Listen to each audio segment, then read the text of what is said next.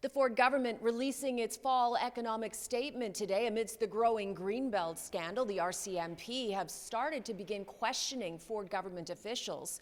So what's in this mini budget? A much larger deficit. What's not in it is what the opposition is focusing on.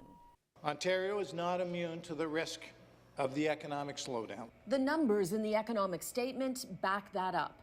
Ontario's projected deficit has quadrupled since the budget in March, from $1.3 billion to $5.6 billion. Revenues are down by $2.6 billion, with inflation and high interest rates taking a toll on the government's finances. But the economic statement predicts a modest surplus by 2025-26, which is an election year. These are really difficult times for people. Affordability isn't anywhere in these pages. Yes, the Ford government just extended the 5.7 cent a litre gas tax break for another 6 months, but nothing else for people who are struggling. Nothing on bringing back rent control. Absolutely nothing. Zero to families for their everyday struggles right now. The finance minister countered that, though. We have done a lot of measures already to help Ontarians, such as the increasing the minimum wage.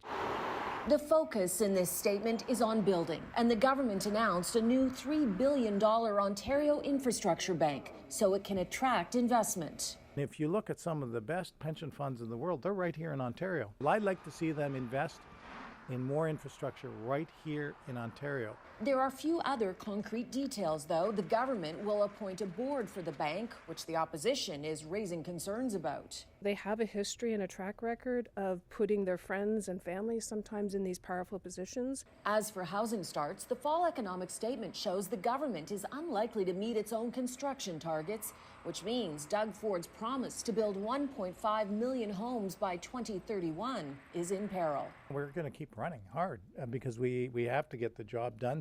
Now, there's nothing in this mini budget to help Toronto out of its financial hole. The finance minister tells me talks are still ongoing about that.